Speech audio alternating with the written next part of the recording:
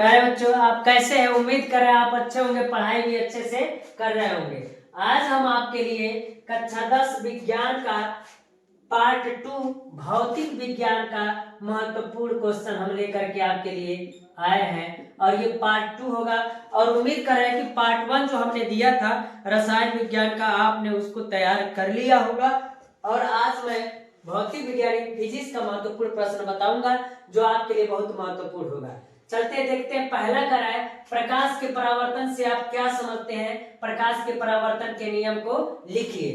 तो हम कहेंगे प्रकाश का परावर्तन किसे कहते हैं? हम कहेंगे जब कोई प्रकाश किसी चिकने चमकीले सतह पर पड़ता है तो उससे टकरा करके उसी माध्यम में वापस लौट जाता है तो उसको हम क्या कहते हैं? तो प्रकाश का परावर्तन कहते हैं। प्रकाश के परावर्तन के नियम कितने होते हैं? तो प्रकाश के परावर्तन के 2 नियम होते हैं। तो 2 नियम को भी आप क्या कर लीजिएगा, देख लीजिएगा। और मैं आपको बता दूं, जितना भी इसमें क्वेश्चन, इसका वीडियो मैंने डिस्क्रिप्शन में पहले ही दे रखा है, आप वहां से जाकर फुल वीडियो देख सकते हैं। बस मैं आपको इसमें महत्वपूर्ण क्वेश्चन बताऊंगा जो आपके बोर्ड पेपर के लिए बहुत महत्वपूर्ण होगा। तो दूसरा क्वेश्चन कर रहा है, गोली दर्पण की फोकल दूरी तथा वक्रता त्रिज्या में संबंध लिखिए। तो मैं आपको बता दूं कि जो फोकल दूरी और वक्रता त्रिज्या में संबंध f बराबर r/2 है, यह बहुविकल्पी से एक क्वेश्चन इसमें से पूछता है कि अगर कोई r दे देगा तो f पूछेगा या f दे देगा तो r पूछेगा, तो उसमें आपको कोई समस्या नहीं होना चाहिए प्यारे बच्चों। अगला कह रहा है, गोली दर्पण द्वारा अवतल दर्पण के प्रतिबिंब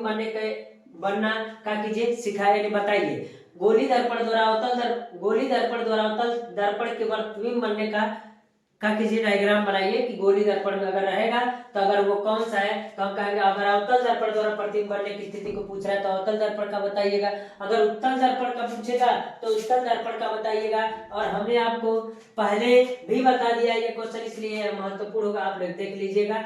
अगला क्वेश्चन कह रहा है, वास्तविक तथा आभासी प्रतिबिंब से आप क्या समझते हैं? जो वास्तविक प्रतिबिंब होता है जो वास्तव में मिलता है, और आभासी जिसे आभास किया जाता है तो उसे क्या कहते हैं? आभासी प्रतिबिंब कहते हैं। आप इसको भी देख लीजिएगा।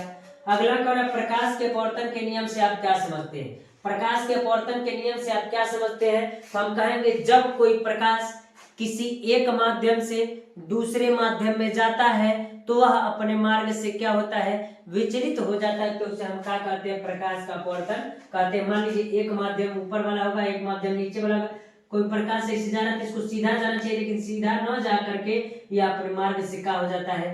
विचलित हो जाता है, तो इसे हम क्या कहते हैं? तो इसे हम प्रकाश का अपवर्तन कहते हैं। इसके भी 2 नियम होते हैं, इसको भी लिखिएगा। एक क्वेश्चन दूसरे नियम को स्नेल का नियम भी कहते हैं, तो डायरेक्ट भी कभी कभी क्वेश्चन पूछ देता है कि स्नेल के नियम से आप क्या समझते हैं, इसको भी समझा दीजिएगा। एक क्वेश्चन कह रहा है, लेंस की क्षमता से आप क्या समझते हैं? और लेंस की क्षमता से देखिएगा, P बराबर 1/f अगर ये मीटर में होगा और P बराबर 100/f होगा जब ये किस में होगा? सेमी में होगा। तो मैं आपको बता दूं, जब ये क्षमता कहेगा तो याद रखिएगा, क्षमता का जब भी क्वेश्चन आएगा तो आपको लगाइएगा और याद रखिएगा क्षमता का मात्रक डायरेक्टर होता है, और डायरेक्टर से भी एक बहुविकल्पी का क्वेश्चन देगा, आप देखिएगा ध्यान से। और कहेगा कोई मान दे देगा और कहेगा इसका बताइए कितनी क्षमता है, तो डी का यानी डायरेक्टर डी भी कह सकता है, तो डायरेक्टर ही समझिएगा। इस क्वेश्चन को देख लीजिएगा। अगला कह रहा है, वायु के सापेक्ष जल तथा कांच के अपवर्तनांक क्रमशः 4/3 और 3/2 है, तो जल के सापेक्ष कांच का अपवर्तनांक भी क्या कर लीजिएगा, देख लीजिएगा। ये सब क्वेश्चन है, इजी है, हो जाएगा। एक उत्तल दर्पण की 25 सेमी दूर रखी एक वस्तु के प्रतिबिंब की लंबाई वस्तु की आधी होती है।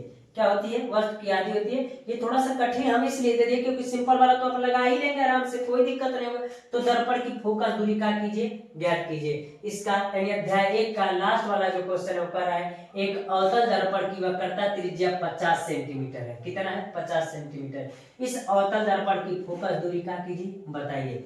तो ये तो आसान हो गया इसी फार्मूले पर। अगला जो है अध्याय 2 जो है वो मानव नेत्र एवं रंग बिरंगा संसार है। तो इसमें कौन सा क्वेश्चन? पहला कर मानव नेत्र का सचित्र वर्णन कीजिए। तो मानव नेत्र को सचित्र वर्णन कीजिए और समझाइए। अगला कर निकट दृष्टि दोष किसे कहते हैं? इसके कारण और तथा निवारण को समझाइए। तो निकट दृष्टि दोष किसे कहते हैं, दूर दृष्टि दोष किसे कहते हैं? जो दोष रहता है वहां की वस्तु तो स्पष्ट दिखाई देती है, लेकिन दूसरा नहीं दिखा। जैसे निकट है तो निकट दृष्टि दोष में निकट की वस्तुएं तो स्पष्ट दिखाई देती है, लेकिन दूर की वस्तुएं स्पष्ट दिखाई नहीं देती है, तो उसे निकट दृष्टि दोष कहते हैं। और इसके निवारण में किस लेंस का प्रयोग करते हैं, तो कहेंगे अवतल लेंस का प्रयोग करते हैं, क्योंकि वो प्रकाश को क्या करता है, फैलाता है। इसी प्रकार है दूर दृष्टि दोष। तो दूर दृष्टि दोष किससे करते हैं, दूर दृष्टि दोष में दूर की वस्तुएं तो स्पष्ट दिखाई देती है, लेकिन निकट की वस्तुएं स्पष्ट नहीं दिखाई देती, उसे दूर दृष्टि दोष कहते हैं। तो इस समय कौन सा प्रयोग किया जाता है लेंस इसके निवारण के लिए, तो हम कहेंगे इसके निवारण के लिए उत्तल लेंस का प्रयोग किया जाता है। अगला कार्य प्रकाश के वर्ण विक्षेपण से आप क्या समझते हैं, तो प्रकाश के वर्ण विक्षेपण से क्या समझते हैं, तो आप कहिएगा जब कोई प्रकाश श्वेत प्रकाश किसी प्रिज्म से गुजरता है तो वह अपने 7 अवयवी रंगों में टूट जाता है। 7 अवयवी रंगों में टूटने की क्रिया को हम क्या कहते हैं, प्रकाश का वर्ण विक्षेपण कहते हैं। अब यह टूटता है तो इसके तरंग दैर्ध्य किसके अधिक होते हैं, तो लाल रंग का तरंग दैर्ध्य अधिक होता है और बैगनी का तरंग दैर्ध्य सबसे कम होता है। सबसे ज्यादा अगर विचलन का है तो बैगनी का होता है, सबसे कम विचलन का है तो लाल का होता है। तो यहाँ से आपको विकल्पी का भी क्वेश्चन बनता है कि सबसे अधिक तरंग दैर्ध्य किसका होता है, तो सबसे अधिक तरंग दैर्ध्य लाल का होता है। अगला क्वेश्चन क्या है, प्रकाश के प्रकीर्णन से आप क्या समझते हैं, इसको समझाइए।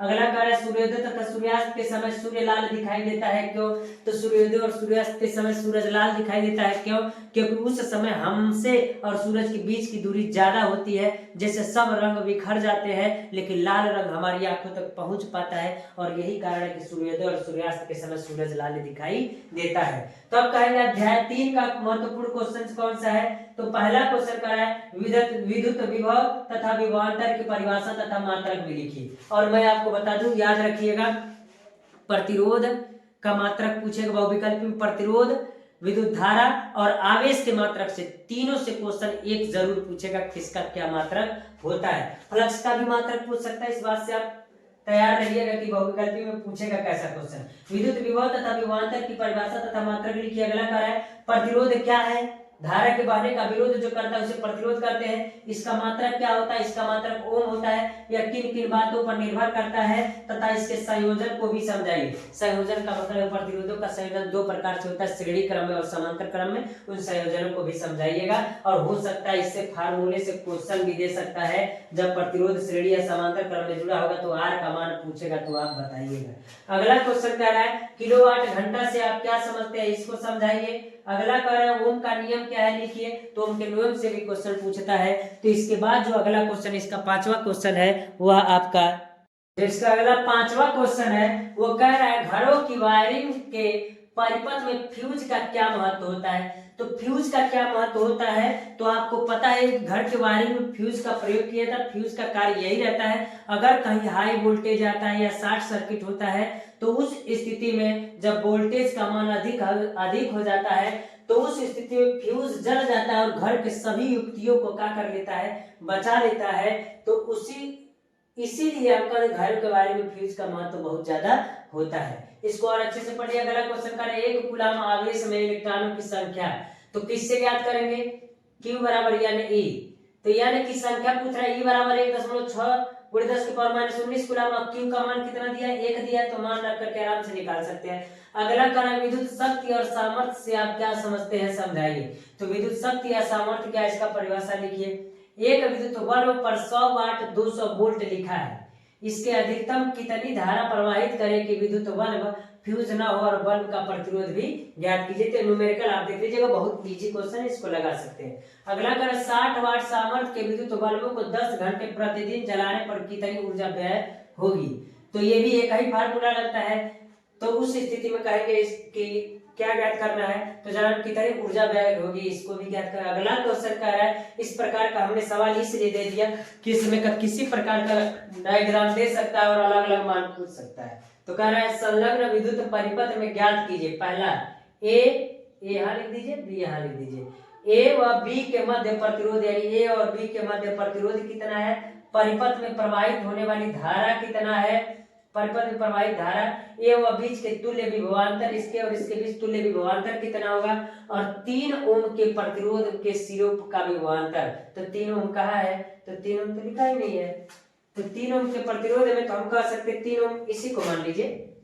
3 ओम के प्रतिरोध में विद्युत धारा का मान क्या करना है, विभवांतर ज्ञात करना है, तो इसमें क्या करना है, विभवांतर ज्ञात करना, आसानी से ज्ञात हो जाएगा। अगला कह रहा है इस पाठ का अंतिम क्वेश्चन है अध्याय 3 का, प्रत्यवर्ती दृष्टि धारा जनित्र तथा मोटर का सचित्र वर्णन कीजिए, यानी डीसी जनित्र और डीसी मोटर का वर्णन कीजिए। आसानी से आप क्या कर सकते हो, कैसे सचित्र वर्णन कीजिए। ये क्वेश्चन ज्यादा नंबर के होते हैं, कार्यक्रम लॉन्ग आंसर टाइप क्वेश्चन है, दीर्घ उत्तरीय प्रश्न है, इसलिए इसको विधिवत लिखिएगा और परिपथ डायग्राम और संरचना भी क्या कीजिएगा, समझाइएगा।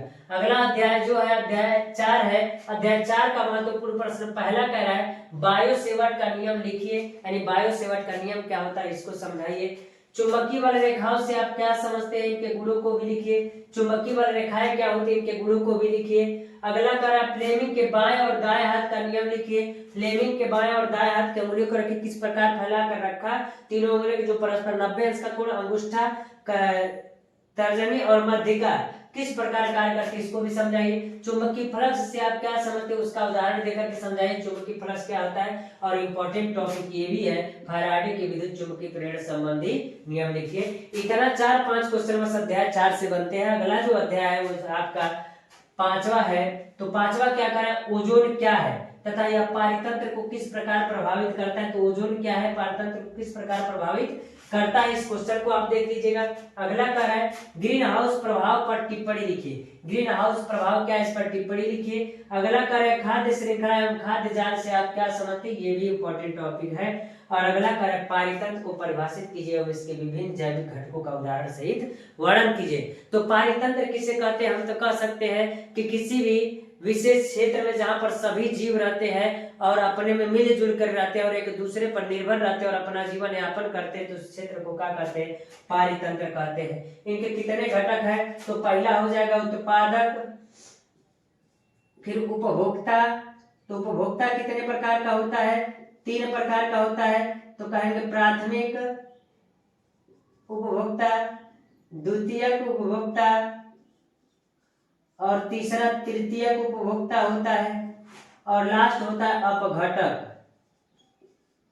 तो इस भाग को बता दिए उत्पादक क्या होता है। उत्पादक के थ्रू हरे पेड़ पौधे आते हैं जो सूर्य से अपना भोजन बना करके जीवन यापन करते हैं। उपभोक्ता मतलब जो इससे अपना भोजन बनाते हैं, कहने का मतलब उपभोक्ता जिसे कहते हैं जो उसका उपभोग करता है। इसमें प्राथमिक, द्वितीयक और तृतीयक उपभोक्ता आता है। तो प्राथमिक उपभोक्ता में बस मांसाहारी जीव, शाकाहारी जीव आते हैं और द्वितीयक में कौन आते हैं, तो मांसाहारी आते हैं। तृतीयक में कौन आते हैं, सर्वाहारी आते हैं। और अपघटक जीव किसे कहते हैं, तो अपघटक जीव वो जीव होते हैं जो जीव मर जाते हैं और मरने के बाद उनसे जो आप भोजन बनाता है जीव, उसको क्या कहते हैं, अपघटक। जैसे कोई मृत जीव जंतु को क्या करते हैं, गड्ढे में फेंक देते हैं, तो कुछ दिन बाद उस पर कीड़े पड़ जाते हैं, तो हम कह सकते हैं उससे मृत जीव जंतुओं से जो अपना भोजन प्राप्त करते हैं उसको क्या करते हैं, अपघटक करते हैं। इस प्रकार आज आपका फिजिक्स का भी महत्वपूर्ण क्वेश्चन आपका हो गया अध्याय 5 तक। और इससे पहले पार्ट 1 जो था वो केमिस्ट्री से संबंधित था और जल्द ही मैं आपके लिए अध्याय का पार्ट 3 का वीडियो लेकर के आएंगे जो पूरा संपूर्ण बायोलॉजी का एक महत्वपूर्ण क्वेश्चन होगा और इससे बाहर से क्वेश्चन नहीं पूछेगा प्यारे बच्चों, इसलिए इसको तैयार कर लीजिए। इतना तैयार करने के बाद आपको कोई समस्या नहीं होगा, इसलिए आपके यह वीडियो आपके लिए बहुत महत्वपूर्ण होने वाला है। आज के लिए इतना रहने देते प्यारे बच्चों, धन्यवाद।